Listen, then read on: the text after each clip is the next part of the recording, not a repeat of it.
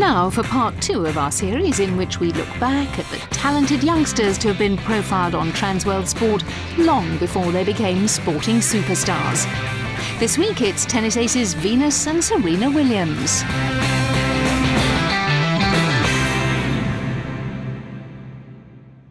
Konnichiwa. Bonjour. Hola. Hola. Hola, yeah, hola. It was November 1992 when Transworld Sport travelled to the United States to film with 12-year-old Venus Ebony Star Williams and her 11-year-old sister Serena Jamaica. We spent the day with them at the Rick Macy Tennis Academy in Florida. Here's a question I'm sure you've been asked more than once. Yes. What do you want to be when you grow up? Tennis player. I would like to be a tennis player. If there's something else you wanted to be, what would it be? A veterinarian. I think I'd be an archaeologist. Really? Yes. What interests you about archaeology? Mostly dinosaur bones, and then after that would be Indian civilization. Pretty unusual career. If you were a tennis player, who would you want to be like? Well, I like other people to be like me. That's a good answer. Born in Compton, California, one of Los Angeles' poorest suburbs, we learned that it was their father, Richard, who started them playing tennis before they were 5. He saw sport as their ticket out of the ghetto.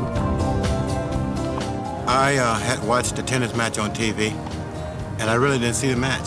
When the match was over with, and they was giving this young lady $40,000 because she won the tournament. And I figured since I worked for $52,000 all year, and this girl make $40,000 in 4 days, I knew I was in the wrong business. Venus and Serena were the only daughters born to Richard and his wife Oracene, who married in 1980. Oracene had 3 daughters from a previous relationship. To further develop their talent, Richard moved the family to Florida so that Venus and Serena could enroll at this tennis academy. They'd been here in the Sunshine State for a year by the time we met up with them. Back then, many in the American tennis world were already aware of the potential of the Williams sisters. Venus had played 63 junior tournaments and won them all, and Serena had won 50 of her 52 competitions. What set them apart was their outstanding athleticism and power. What do you think is the best bit of your game? The best part of my game? Go ahead. You want to go? Yeah.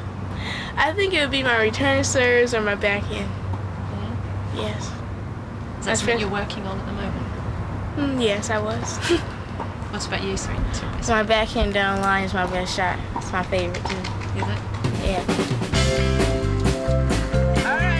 However, when the family moved to Florida, Richard withdrew his daughters completely from the junior tennis circuit.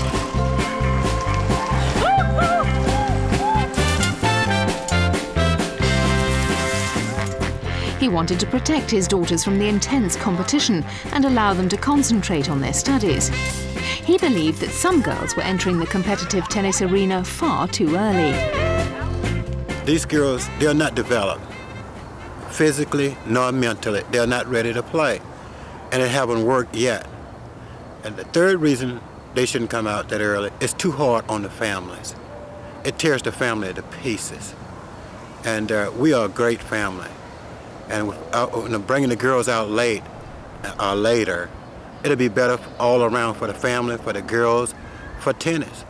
So in our case, we'll come out later. So at this stage in their development, tennis was limited to just practice sessions that were overseen by their father, who had this to say about 12-year-old Venus. Every champion that lives has 4 main qualities, and she has all those qualities. And you can't teach them, you have to be born with them. You have to be rough, you have to be tough, you have to be strong.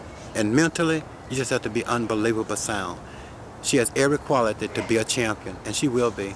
And that's what makes Venus Venus. And Serena, it's something like a pet bulldog. Once she get a hold to you, she won't let go. Serena plays angles better than any woman or any man I ever seen play tennis. And she's so strong. And she hits the ball so well with a ground stroke, and her hands are just unreal. Serena will probably be a better player than Venus. That's not to compare my girls, but she will be. Sit. Rotate from the hips. This glowing view of the sisters was reinforced by the Academy's owner Rick Macy, who had previously been the coach of a young Jennifer Capriati. There's no doubt in my mind, I've worked with enough good kids and pros. Both kids definitely can go as far as they want. I think the day will come that both kids might play each other in the finals of a Grand Slam. I think both of them have the capabilities to be top 5 in the world. Richard's very fortunate. It's lucky you get one in the family, but he has 2, and both the girls have that ability. Venus want to win Wimbledon. Serena want to win the U.S. Open. And when I think about that, there are times, I wonder what would I do. And I know what I would do now. I would go back to the ghettos of Compton and get some of those gang members who used to protect my daughters from other gang members.